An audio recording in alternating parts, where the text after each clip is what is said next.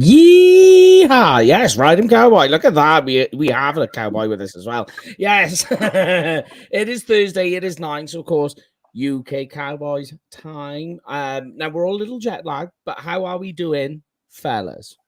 Yeah, great. Yourself? Jet lagged, Yeah, tired. a little bit tired. I've had an extra day to relax a little bit because I had problems with the boiler when I got back. Nice. Yeah, nice. So, but the voice is coming back. You know, after almost losing it this time last week when we were getting section 421 up and rowdy in the stands. So. yeah, there was all of that going on. So I mean, because obviously we had a comment already about the days of the week. Yeah, we are all over the shop. So we're gonna roll both shows this week. So the post game show for Thanksgiving and this week's pre-game show, we'll do all tonight. So we'll rip through it. Means we'll have to cut some bits out. So we'll cut the fantasy football side of it out. I know that's controversial, guys. I'm sorry. But we'll just try and get through this as quick as we can, as easy as we can, and get through this. And obviously, we will put this on the show because it's the post-game show on Spotify and everything else. But because it's the pre-game show on here as well, if you're listening to this after the game is finished, it's kind of irrelevant. So you can kind of skip that bit. just giving everyone an introductory warning if you're listening on there.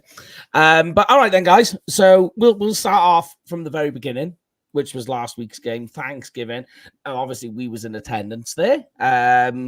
So we'll get to some of the. I'll ask you some questions about that first, but let's get into the game, and then we'll go through the experience of being out there. Yeah. So the Cowboys won. A big, emphatic home victory again. The Cowboys so far have trailed for 0 seconds this season at AT&T Stadium. I know what people will say. They will turn around and say, "Oh yeah, but look at the teams you played." Okay, fair enough.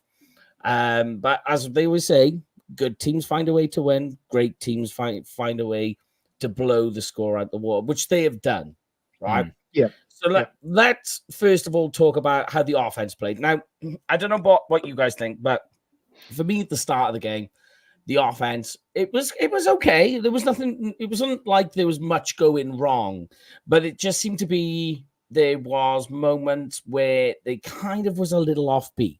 Where there was a moment where you kind of like, oh dear, there he is, look. Yes, we're home safe, Chris.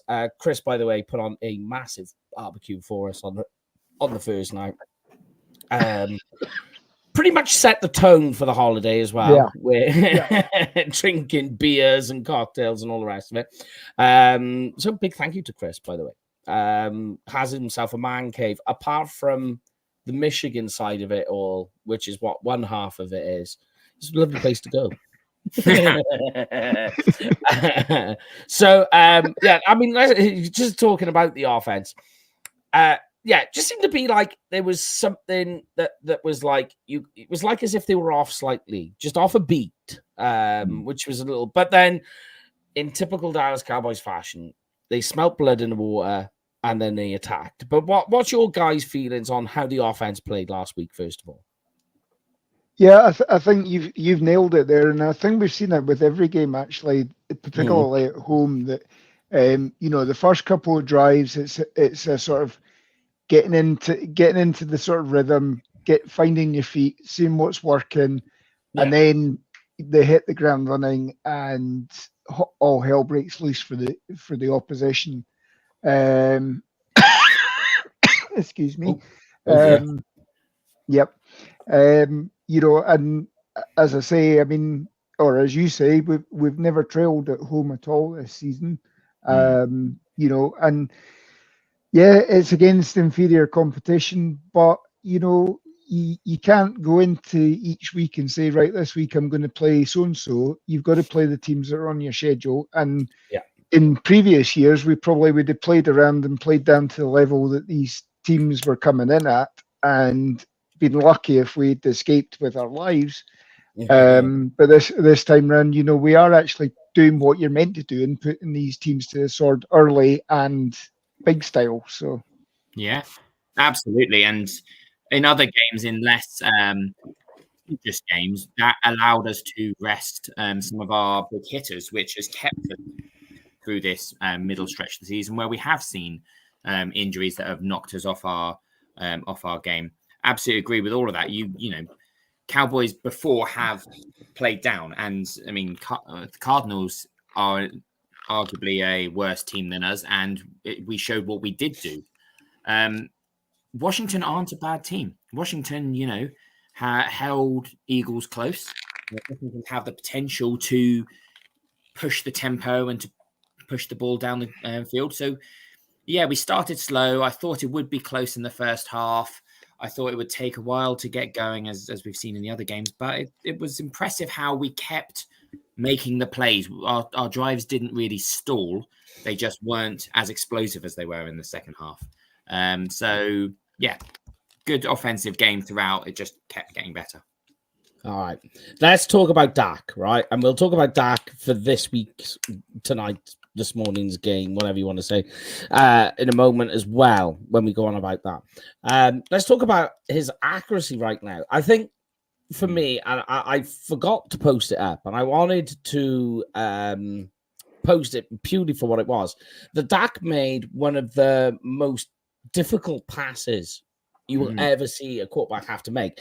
It's straight across the middle. It's in between two defenders to Jake Ferguson. Now, the catch is it has to be exactly where it landed. And I don't think people actually made note of how big of a play, how big of a pass it was. It's just, it looks on paper a very, very simple pass. But I think if you actually go back and you watch it, you will see a man or a pass that it has to be pinpoint. He makes the throw. Ferguson on the other side makes the catch, which is just as important because you could talk about consistency issues with Ferguson. Makes the catch, but what this shows for me is what level Dak is now at. Like you could argue about what teams the Cowboys are playing, but they've still got to make plays, and he had to make plays like that. And I think that is a big highlight. Dak at the moment, he ranks 5th in the rankings for MVP this season. Do we think he's going to get it, or Offensive Player of the Year, or what does he need to do to get to the next level, guys?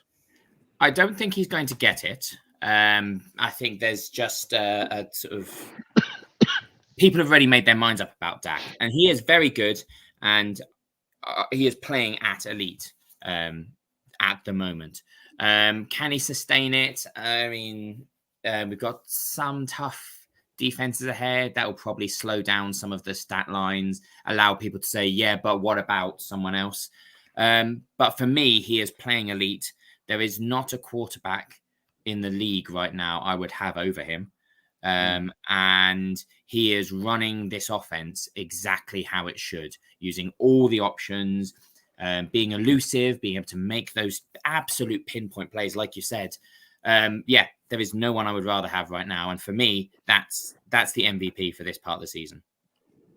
Yeah, I think in order for him to get it, if he carries on like this against Philadelphia, Seattle tonight, Buffalo, Miami, whatever, if he carries on at this rate, then yes, there's a possibility of him getting it, especially with the way that Pat Mahomes, his receivers are dropping balls left, right, and center.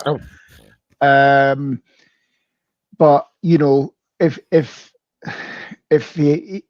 he plays down it, or if the defenses can take advantage of errors, and he does throw the odd errant pass. I mean, you had one that where he tried to hit Tolbert and the trailing defender actually bounced almost up in the got air. And thankfully, Jalen Brooks was right in the nice area to snag it and get an extra 5 yards as well. That just goes to show that you can be as crisp with absolutely everything as you want, but it takes a little bit of luck as well. And thankfully, at the moment, the luck is going our way. If it carries on like that, then yeah, I see him being in the conversation. Again, it comes down to whether national media are going to pick up on it or not, and what the national media is like. So yeah, we had multiple conversations about that in the last week. So Yeah, plenty of times. Been on plenty of shows talking about that subject, that's for sure. Yep. Especially when you look at the comments made about Dak being a father. It's like, why are we bringing this up? You know, I put it in a tweet today about how embarrassing it is that, you know, these sports analysts have to bring up the fact that Dak's having a child to just make notoriety for themselves. It's just, I just find it weak personally. So it's a weak way to have to do things. But yep, there we go. That's where we live in. But yeah, so Tony Pollard had a really big night last week. What we've seen in the last 3 weeks, progressively getting better. Better yards per carry. Doesn't seem to be gassing out. There seems to be an understanding as well what they've expected of Tony Pollard and what Rico Dowdle's role is as well. In the Thanksgiving game, we only seen Rico Dowdle a handful of times. I think he made like 1 first down, but this was a kind of game where you wanted to use explosive plays. You needed chunk plays, and you also needed speed around the edge, and that worked. Seeing Tony Pollard go on is a big plus because we're really going to need the running game when we get into playoffs. Yeah. I mean, we can leave that there, but let's talk though in terms of offensive line. There's one thing I want to say about Pollard as well. What and this hasn't really been picked up by a lot of people, but you saw him doing almost as good a job at pass protection and blitz pickup as Zeke Elliott in his prime.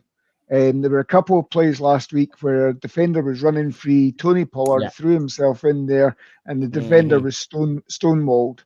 Yeah. And you know that was almost like vintage Zeke there. You know, and I went back to double check that I wasn't just seeing things through my frozen margarita. But what year am I watching this? yeah. No, but it is right, because I went back and I checked the statistics, you know, for writing the article. But Pollard went in, I think, on 9 pass blocks and didn't allow a single pressure. Yep. Yeah, and that's important as well. You know, that's a major thing that we're going to need as things go on. But continuing with the pass blocking, let's talk about the pass blocking from the offensive line. 3 games now without a single sack. That's amazing. Considering earlier in the year, that was a question that kept coming up. The fact it has solidified, and we've kept being able to keep the health of our newer and more experienced players. That's really impressive and bodes well. Yeah, and I mean, you know, we've seen Terrence Steele bounce back from a subpar game a couple of weeks ago. You know, his run blocking's back up there, and part of the reason as well is that, you know, the running game is actually starting to work effectively, so that you're then not forced into passing situations. You can pass willy-nilly as you need to. And that way you're not actually tipping your hat that you're going into a passing play, which then plays to your offensive line. But these guys are actually standing up. You know, and standing up the rushers, and you know even though Washington have given away to their prized defensive linemen before the trade deadline, they've still got a couple of first rounders. They've still got you know, serviceable guys. They're just not performing well, and you know, our guys are taking advantage of that. So yeah. No, I agree. And another good part with it as well is Hunter Lipke. He's taken on that traditional fullback role very well. You know, like when they've asked him to do, you know, he's not in for many plays, but when he's asked to come in and do what he's needed to do, he's done exactly what's on the tin, you know, so you can't really complain about what he's doing at the moment. So there's that side. The run blocking, as you say, has gotten better. What would you say, though, guys, at the moment is the weakness of the offense? I think still, you know, tight ends is a big weakness outside of Jake Ferguson. And Jake Ferguson only had 1 catch there. Schoonmaker is hot and cold at the moment. He's making catches. He's dropping easy balls. You know, and that's a little bit concerning. But you know, they are doing the job on the running game. It's just, you know, there's drives that could be so much more efficient and effective if these passes weren't dropped. And it's not like they're catching them contested catches. It's almost like, oh my God, I've got so much space around me. You know, I better not drop this. And then it's a self-fulfilling prophecy that you actually do drop it. So, yeah. And agree with that. I mean, Schoonmaker's upped his game a little, but I'd like to keep seeing that progressing. But for me, it's the run game still. It's Dowdle is coming along, and as we said, helped by the O-line. I just like to. We haven't recently been in a situation where we've had to close out the game and clock management and assert our will through the running game. Those games are likely to come in the next month or so. I'd like to see Pollard and Dowdle just keep punching, take the pressure off of Dak, and win a game through that way rather than either smash them or be trying to desperately hold on. Yeah. I would say, it is still the running game, more in terms of that, although it's gotten better the last 3 weeks, is what I've said. I'm with you that although it's better, it still hasn't been fully tested, where you're just kind of like, we've had to rely on the running game. We haven't had to rely on Tony Pollard and the offensive line to run block up front in order for us to get the win. Until you see that, you can't completely lean into the run game and say, oh, that's what we are. But what we can lean on is the Cowboys defense. So let's start with the very top thing. Deron Bland, pick 6 to end the game. How was that for you guys? I couldn't describe it on this show fully due to the rating of this show, probably. But it was a good. Yeah, I mean that's certainly, you know, if it's not the best moment of the week, you know, it ranks right up there with Craig seeking out the US cheerleaders at meet and greet. So, no, I mean, I think our section certainly went absolutely mental when you saw the pick and you saw him have the clear run in, and then it was like, can he do it? Can he do it? And just the juke that he put on Sam Howell and the two other guys that were trying to tackle him as well to get into the end zone. You know, he just wasn't going to be denied. As soon as he got the ball, it wasn't to be denied. And again, you know, there was another couple of pick sixes that could have been had. Marquise Bell could have had one as well, and you know, just got his hands on, didn't get his hands on it correctly. But you know, Sam Howell was putting a few of them out there, but he was taking his chances.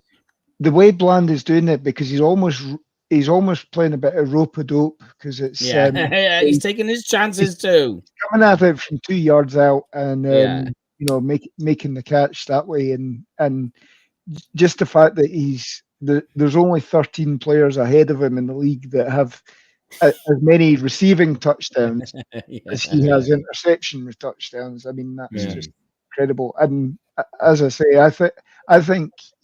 You know, there's a good possibility. I'm going for 8 for the season for picks. I like it. But I mean, like 6 games left to play. He's averaging 1 pick 6 every 2 games. so I mean, you would expect, you know, at least 1 more. You know, just that would just be the cherry on top of what is already a crazy season. Yeah, well, we've got Sam Howell again. Tua's gotten better, but can be a bit loose with the ball. Hurts, his accuracy isn't up there. That's one of the things that doesn't scream it's MVP true. for me. Can't think who else we've got. You got Geno. You got Geno Smith tonight. Yeah.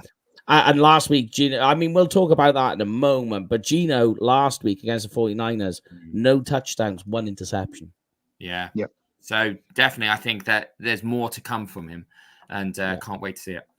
Yeah, I mean, just so you're aware, so we've got context on this. Deron Bland, pick 6 in last week's game, beat the NFL single-season record for most returned interceptions for a touchdown. He's now on 6. 5. Five. He's got 6 interceptions, I think, but he's got 5 returned for a touchdown. We've had this argument on a show the other week, last week. So yeah, so he could actually get another one. So yeah, and I mean, like Lorne and Craig said, we were at the stadium when this happened. We made sure that our section became the loudest section at that moment. But honestly, there was beer and drinks. I mean, it was just raining down. You will never. I've never heard a stadium be that loud. It must have reached 140 decibels. Somewhere. I mean, it was loud. And it went on for ages too. But an insane record. Jumps into the red kettle, which was something we predicted on another show, and Paul predicted on another show as well. So we said he was going to jump in the red kettle, and he did, and pulled out the turkey leg. So, so it was fantastic to watch. But that's not to go away from how the Cowboys defense played against Washington last week as well. Defensive line. So first of all, Jonathan Hankins had himself probably the best game he's ever played for Cowboys. Led the team in tackles for a loss and sacks. Yeah. So there's that to be had. But the rest of the defensive line just played an incredible game. They were all over that offensive line. They were bringing in all sorts of pressures, and they were stunting in that game. I don't know if you noticed. I don't know what the rate is, but it was an incredible amount. That all helped the linebackers behind them. I know Marquise Bell had the scare where he was helped off the field for a while. That was scary. Yeah. And we'll talk about the linebacker core in the next part. But I think the way the whole system is working for how the defensive backs are playing as well, all boils down to what's going on in the trenches. Micah Parsons has had a big game as well, right behind Hankins in pressures and sacks.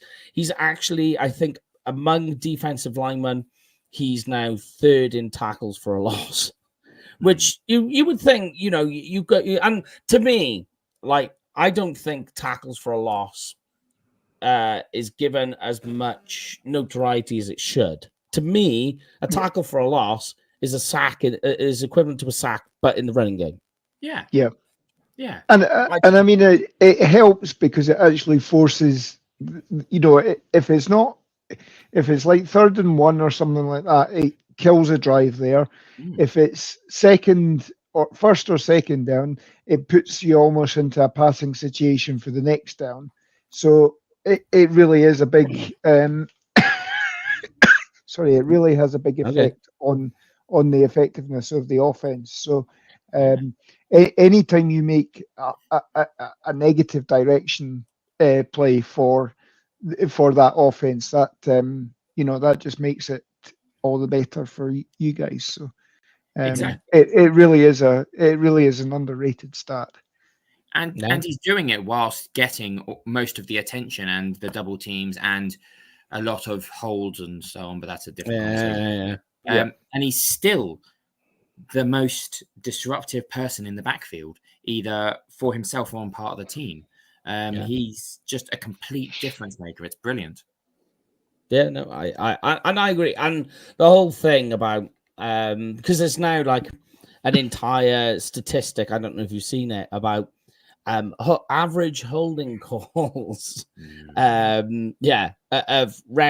officiating crews on what their average holding calls are, and then when they've played the Cowboys, and it's like, how is there just such a massive difference? So I mean, I'm going to go through the numbers and do a little post or an article on it over the weekend if I get some time, just to see how much difference there really is, because it is unusual. But all of that led to a fantastic Cowboys game. Brandon Aubrey as well stays perfect. Missed the extra spot point, but made the field goal.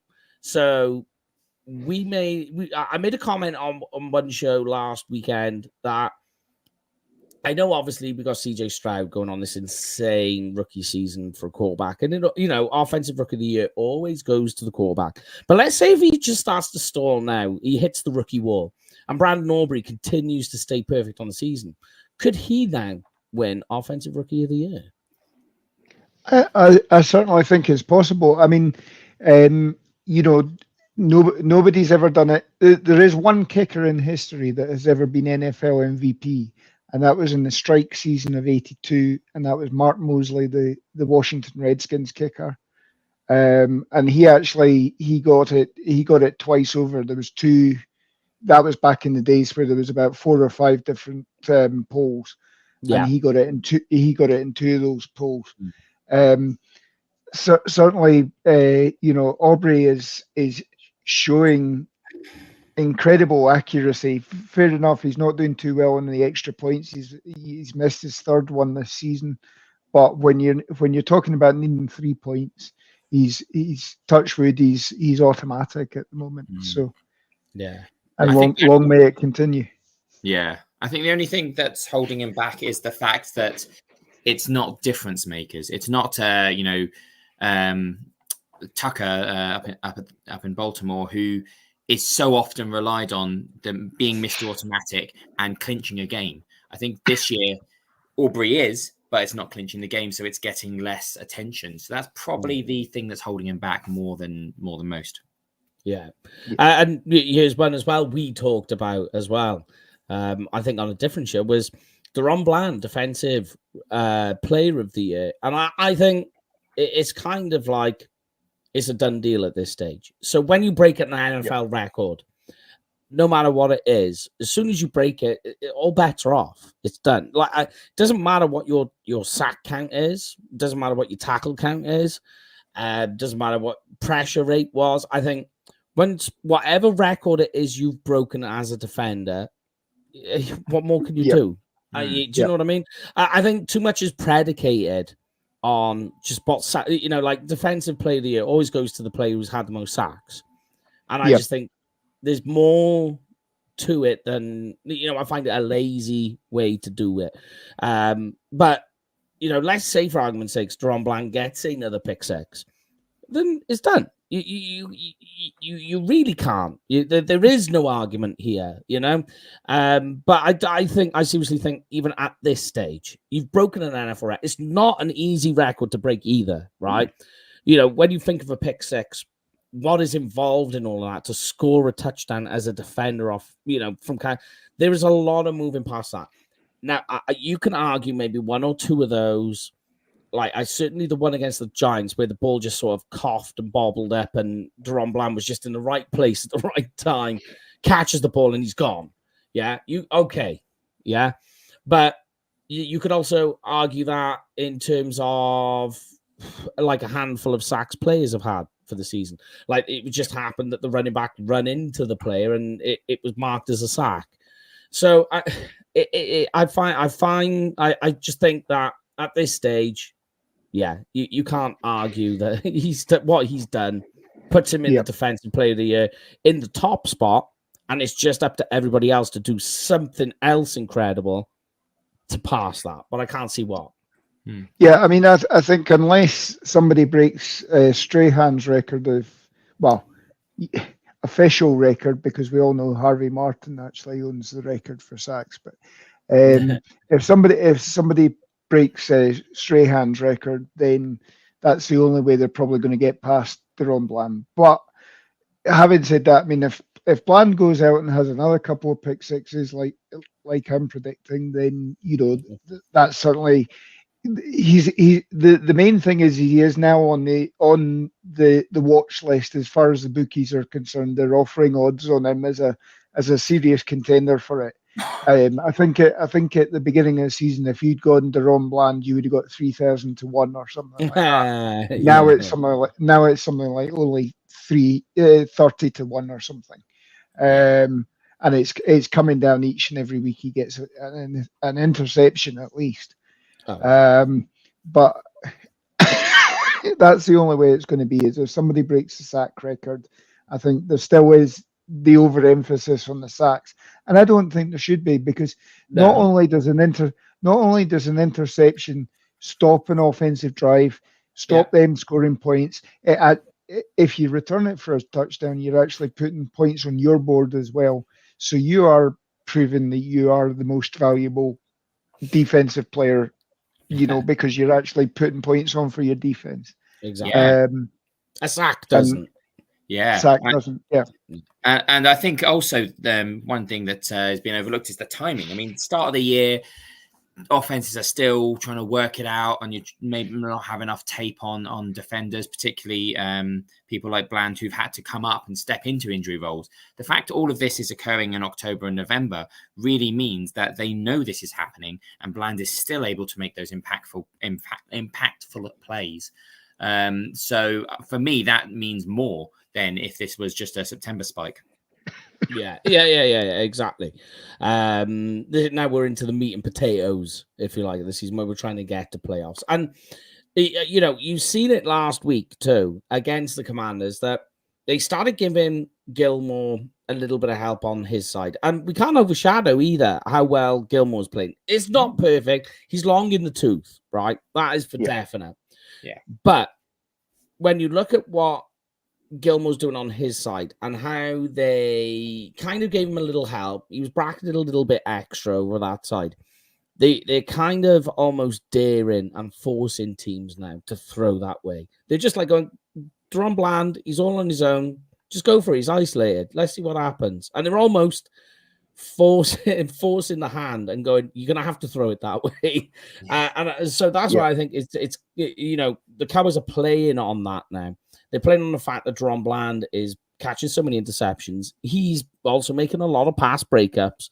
He's not allowing guys free release or to get too much separation from him.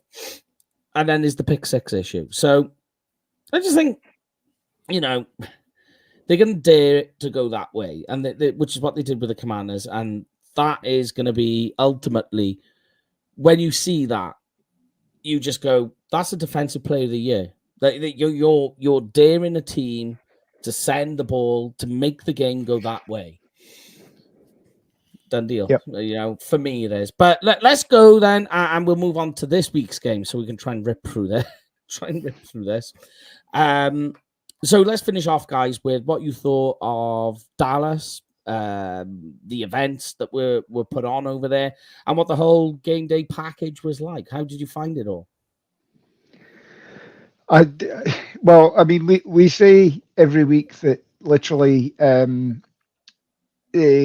Barry and Cowboys Experience treat you like royalty, and by God, did they treat you like royalty? I mean, everything that we did from the minute we touched down, it wasn't just the stuff Barry did, but Barry's stuff was above and beyond. I can't put enough praise on the whole experience from that point of view. The whole week in general, everybody that we met, everybody that we tailgated with. I mean, we lost Jamie at one point because everybody wanted a picture of it. Well, but everybody wanted a picture of him with the flag and everything like that. And then, we were VIP guests at Des Bryant's tailgate. You put the hat on Des, and you were only hoping that he'd wear it for a photograph, and he ended up wearing it for best part of 3/4 of an hour, I think, while he was doing interviews with everybody. Craig, you got him to sign the ball for your son. The amount of time he gave out to all of us was just brilliant. And then, the tour of the Star, the tour of the AT&T, all the other activities that Barry put on for us. Hop and sting, hard eight. Hop and sting. I mean, my liver's going to take about 6 weeks to recover, but it was certainly well worth it. So and of course we made it on TV, and we made it on the big screen, hanging in Jerry World Vision, whatever they call it, the big TV. We're all on there as well. Yep. Yeah, everything Lorne said.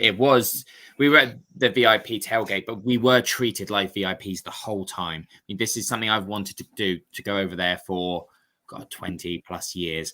And this, every day, every bit was just so much beyond what I'd hoped for. It was fantastic. The welcome, the friendliness, the activities, the Barry and his team, everything they put together, the group we went out with, just blew my mind. I'm still annoyed that I'm not out there now.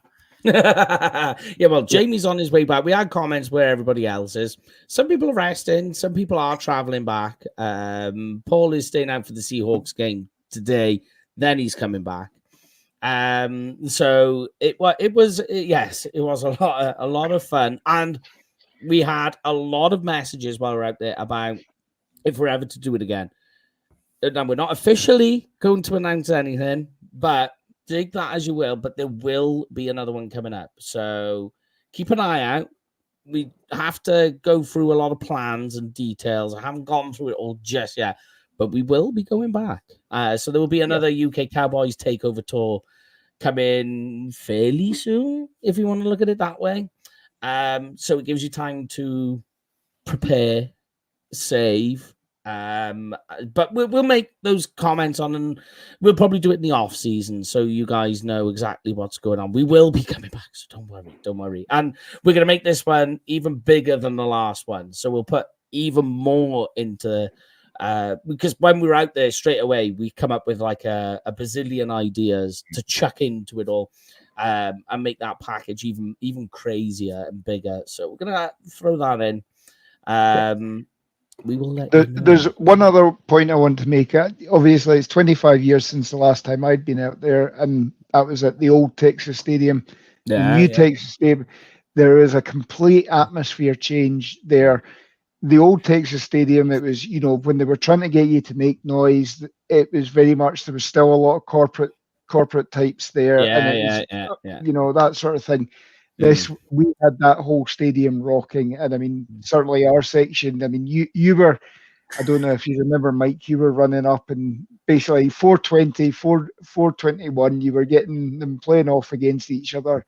And people were actually moving to our section to try and join in with us. We actually, the guy that was sat next to me, I mean, he fell asleep in the first quarter and then left. And I think that was because we'd already started the noise going. So, and the cowbells that we had as well. I mean, that was contributing to it. So you got a free hot dog out of it, and the rest is history. So, not the first time I've had a free hot dog at the game either. The last one was at the Eagles fan.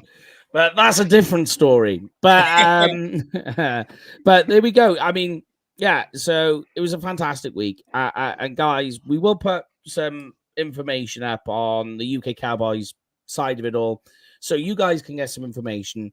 And what we'll do is we'll get people who went on this event. Craig, Ron, we'll do with you guys as well. And we'll just get a take from you guys. So people who want to come to the next one, you don't have to believe what we're saying. Just read what other people who went, what they thought, what they felt. Doesn't matter where you're from either. We have people from Germany there, Canada.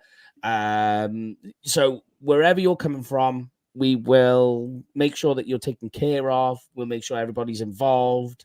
And we do a number of shows and what have you with various people, and we'll get you to come along. So don't worry. If you want, like I say, it's not going to be the last. When we announce it, will probably be once the season finished, because we've got to iron out some details about what we're going to do on the next one, because there's going to be a lot more added to it. There's a few things we want to add, so keep an eye out. And we'll keep that.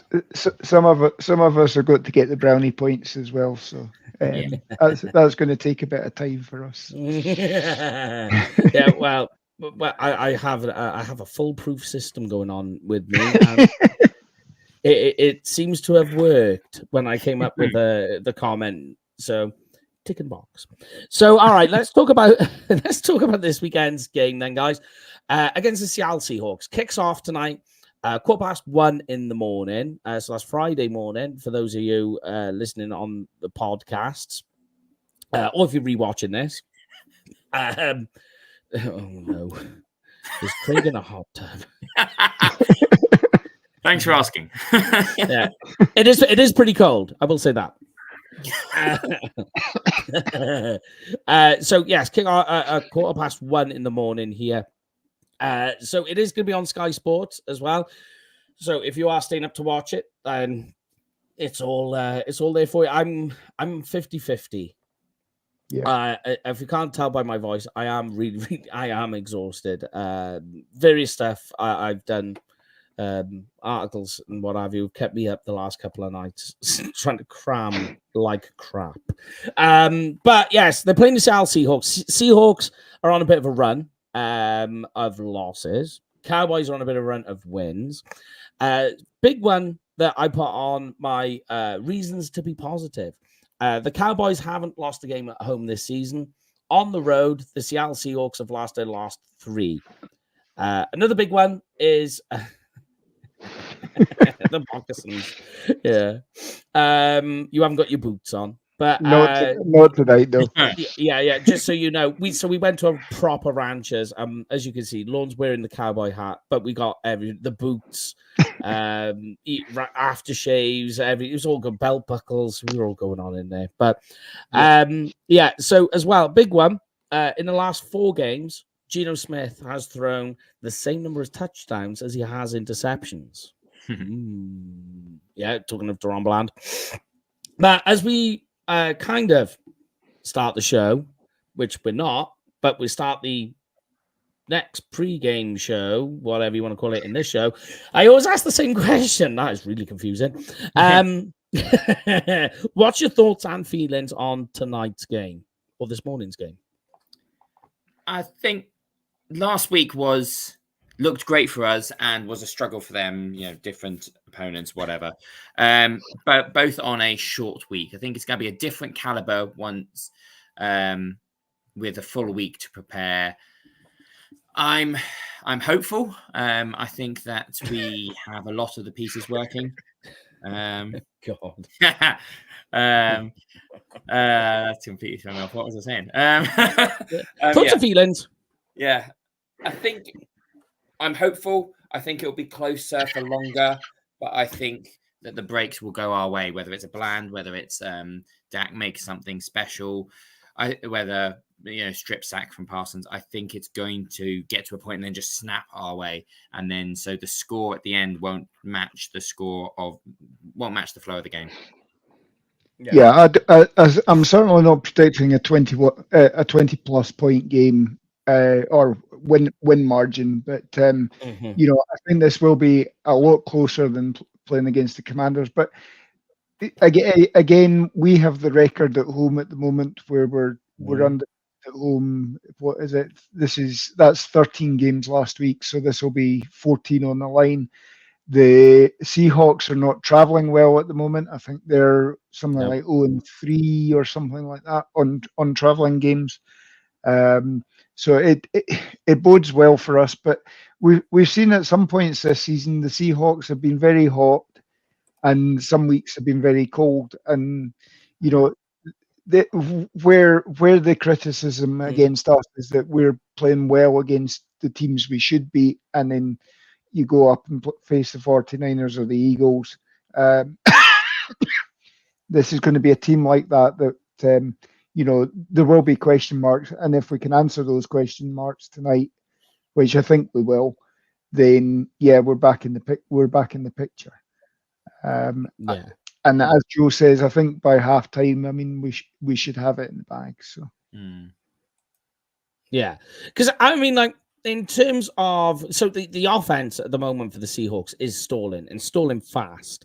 Or has stalled. Geno Smith is some of it you can blame on Geno, that he is seeing his struggles. We're seeing a guy who's a backup quarterback showing why he's a backup quarterback. But what's also not helping him is his offensive line, giving up the 4th most pressures so far this season, and I believe 5th most sacks. So he's having his struggle from what's going on up front. But also there's other particular parts that seem to be falling apart on him. So the injuries at running back. So Kenneth Walker's injured. I'm not sure if he's going to play. Not even sure if he's I think he's doubtful and hasn't practiced this week. So So you're looking at a rookie running back to come in and try and help out you. So that's gonna struggle. That's gonna be the problem there. So then you've also got these other problems on the Seahawks offense where Jackson Smith-Njigba he hasn't done anything particularly wrong, but he hasn't been the guy who's expected to be the way he was coming out of Ohio State. Yeah. DK Metcalf hasn't scored a touchdown in the last 3 games. You know, and you've got issues with Noah Fant hasn't scored a touchdown this season either. So although there's these moving parts on the offense that sometimes come together, generally overall, they've had their problems. What the issue I see is that this offensive line is going up against the Cowboys defensive line that is feasting on the pass rush and is also second. They're allowing the second fewest passing yards on defense. So I just think when you look at the combination as well as the home record and everything, I'm playing at home and all the rest of it, what do you guys feel? And it's DK Metcalf for me, but where is the offensive threat from Seattle coming from that we need to take care of, or the Dallas defense needs to take care of tonight? Yeah, you're right. You go. No, well, I mean, I'm going to say that, you know, Kenneth Walker's injured, unlikely to play. 3 of their they've only got 3 of 6 wide receivers available at the moment who haven't been on the injury list, and they're underperforming. DK Metcalf's probably your best bet, and you know we can certainly scheme to stop him. Their tight ends are banged up. Their right guard is out for this week. The starting right guard, he's out. So that's going to be a juggle on the offensive line. The right tackle is Jason Peters. We know we've obviously gone up against him for a year in practice, so you know his techniques, you know what. Exactly. Equally, he knows what our guys are capable of doing, but it's a short week, so he's not able to communicate that to his team. As I say, I think the balance is in our favor. Certainly with this defense, going against their offense, but you never can tell. The one thing we hope is that there's no complacency on our squad, and I don't think I think we've got the leadership that that's not going to be a case. Yeah. I agree with all of that. I think if we were putting up the stats that you were saying, Mike, and if we were suffering the injuries that you were saying, Warren, people would, and Seattle's often talked about roughly in the same area as Cowboys, but everyone would be screaming about us misfiring. I think that there's just too much not clicking for them, not too many mishaps they've had. I think it'll be close, but yeah. Whereas last week against Howell, it was all about the secondary, all about the interceptions. That took a lot of the attention. I think this week it's going to be about Micah and friends feasting in the backfield.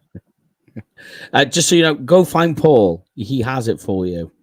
I was actually meant to message. I gave him. So he's got one, and he's got the smaller one, which was for you, mate. He's out there somewhere. He's in the ether. Try and find him. I think Chris is out of town this week, though. I think from certainly his Instagram post earlier today. I think he's up in Denver. Paul will just have to do a drive-by flag throw in then. Yeah, we'll drop it out of the plane at 30,000 feet. Yeah, flyby. There we go. Better, yeah. So yeah, the big one I think for me that is a bit, you know, the biggest positive on all of this as well. And you mentioned at the start of the show, Craig, was that the Cowboys, they're on this congested part of the season. This time of the year, they're always, you hear it every year, they've got like 3 games in 11 days and all the rest of it. Yeah, it's a harsh piece of the season. But on the Cowboys injury report, full house. Everybody's in. Nobody's injured. Everybody's practiced in full who was on the injury report to start the week. Huge. For this game and for what's going to be coming up next, you couldn't ask for a better piece of news and information that everybody is injury free. That's fantastic. So huge tick on the box on that one. But I think, the containment of Gino, you're going to be able to stop the run game with what they're doing at the moment. Marquise Bell is just, like some people have asked, do we need to go and draft a linebacker? Yeah, the answer is still yes. We've got to. But what Marquise Bell has done along with Damone Clark has certainly it's taken the sting out of it, because it was scary when LVE went down. You're kind of like, oof. Now what are we going to do? Bell comes in. It's been, no beat has been missed. So that's the important one. As long as they can contain the two outside wide receivers, I think Jackson Smith and Jigba, you've got enough there with what you've got to contain him.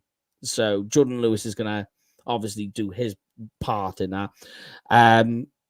So defensively, not so bad. The other way around, right? So on the Cowboys offense versus the Seahawks defense, the defense was the driving engine of the Seahawks machine and why they're on a winning record. But the last sort of 3 weeks or so, you've seen everybody really from Boye Mafe, who's been their top pass rusher. He hasn't really been that guy. He had a brilliant run in the middle of the season, but he's fallen off and hasn't registered a sack in the last 2 games. Devon Witherspoon obviously missed the start of the season. He's played okay, but now he's starting to see his problems. So, I'm looking at things happening on the defensive line where they're able to get enough, I believe, to establish the running game.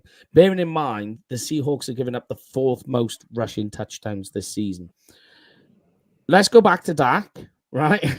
I know we said we come back here. What does Dak need to do in this game to continue this good run of games that he's on? What do we think he needs to do, or what is he capable of as well? Just realize that he doesn't need to win the game.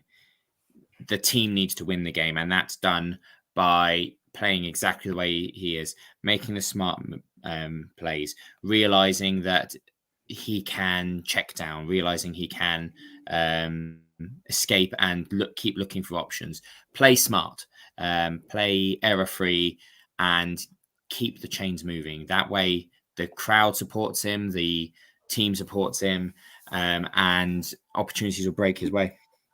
Yep. I think Dak's doing what Dak's doing at the moment. We've seen a resurgence in him using his feet to get 5 or 6 yards, to give up the sacrifice slide. But it's moving the ball down the field. It's not putting us in a situation where he's looking at a sack or he's having to throw the ball away or anything like that. And, that's putting us in advantageous positions. And if he keeps it gives the defense another thing to contend with as well, where, if you're a stand in the pocket guy, you don't have to be a Justin Fields running 70 yards down the field, Jalen Hurts, all that sort of stuff. And you can see that, these guys are suffering because they are that type of guy. Mm-hmm. But if you can just get 20, 30 yards a game, that's enough that it puts it in the defensive head. And, that gives them another thing to worry about. And that takes away a strength of their pass rush or whatever. Yeah. Again, Seattle, Leonard Williams, who they traded for recently, he's now questionable for this. That's correct. Ankle injury. So again, that's potentially knowing how he'd like to get up against the Cowboys, because he's obviously an ex-Giant. By a hook or by crook, he probably will suit up tonight, but he won't be as effective as he could have been. And again, we've got the experience of playing against him twice a year.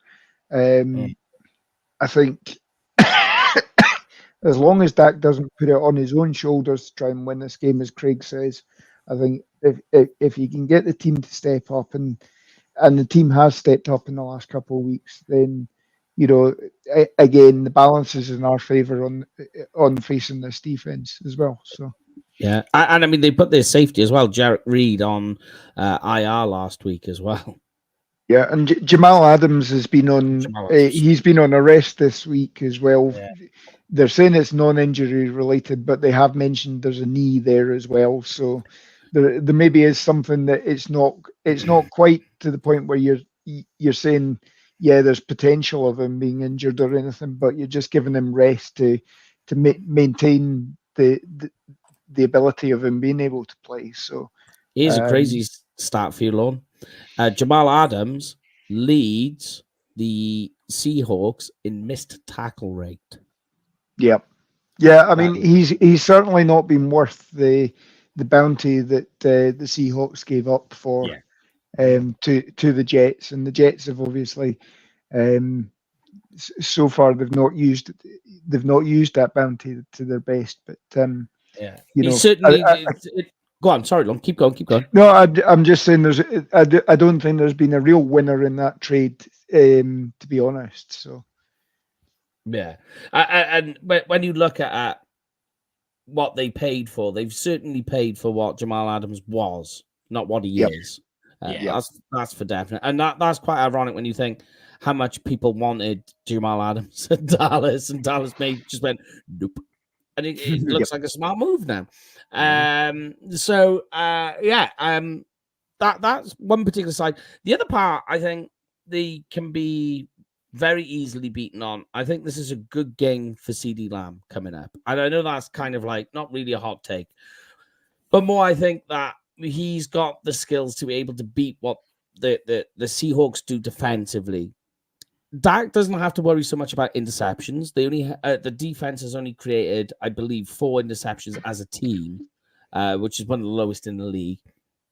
So you've got a bit of a free reign on what you can do with the ball in terms of the passing game.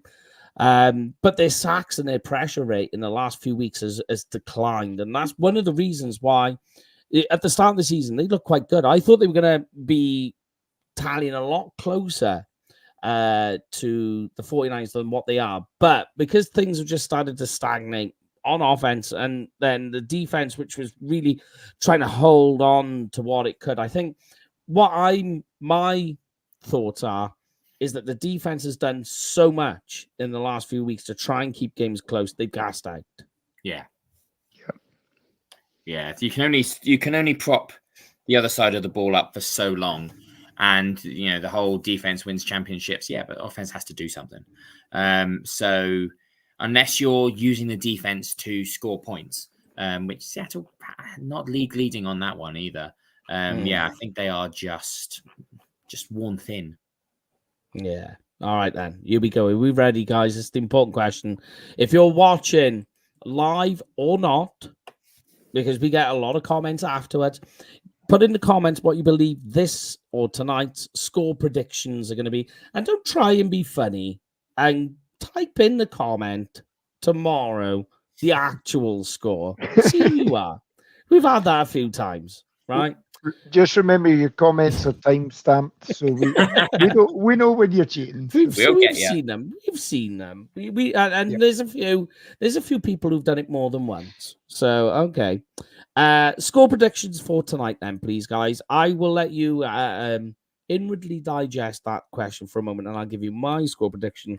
I've sent it in to our good friends over at Blogging the Boys, and I've said that tonight's score is going to be 31-17 to the Cowboys. Mine was again. I'm not. Well, go on, Craig. There you go. Right. Well, I'm not far off. I had 35-13. I'm not. Right. I'm not far off. 31-20. 31-20. Okay. We had our first 40 burger come straight in. It's very possible. It's that sort of game where it could go that way. But yes, so that is it for tonight. We're not going to do the fantasy football side. We don't have the time. It takes up about half hour that. And we're going to try. I'm going to try and catch at least 3 hours before the game starts. And I'm going to set my alarm. Hopefully, I wake up for the game. I'm supposed to be covering the game tonight. It may happen. Let's see what goes on there. Yep. the jet lag is still until really going out to America, because you're going backwards. You just need to have a late night, and you're kind of like, I'm not so bad now. But coming back, trying to get back into the swing of it's hard, especially with kids as well. And my pair have not stopped, as you can imagine. And the tree has gone up tonight, so I've had that to deal with. And when the Christmas tree goes up, it's like hellfire. I had the joys on the flight back from Dallas. I had the joys of sitting next to a 49ers fan. He was actually quite intelligent because he now lives in Oregon, so we'll let him off with that. And then on the flight up to Edinburgh, it was a Commanders fan who was sat next to me as well. So I was going through the intricacies of the game with both of them as well. So I think I had probably about 2.5 hours kept on the way back from Dallas, and not a hell of a lot since. So yeah. Well, I think I changed my flight, so I had to go back via Philadelphia. And I mean, you can only scrub so much, but it's still on your skin. I mean, but the good news is we're all back to normal now. All right, normal play will resume. So on Tuesday, Brian and the guys will be back on a post-game show. Next Thursday, we might even have more people who have come back again from the States who will be back. So we might have more people. So it's all coming together. Plus, we're getting into the swing of Christmas, guys. It's the festive season. So that's exciting. But as always, guys, enjoy your weekend. We'll be talking over the weekend, so we'll be around so you can talk to us, chat to us, whatever, and engage with us. Make sure you stay safe. But as always, because I started the show with the first word, these guys get the last word. So hit me with it, guys. Okay, have a great week. Let's go Dallas. And as always, Dallas forever, Philly for never. Come on, Thursday night game. Let's slap down the Seahawks. Let's keep this winning run going. Go Cowboys.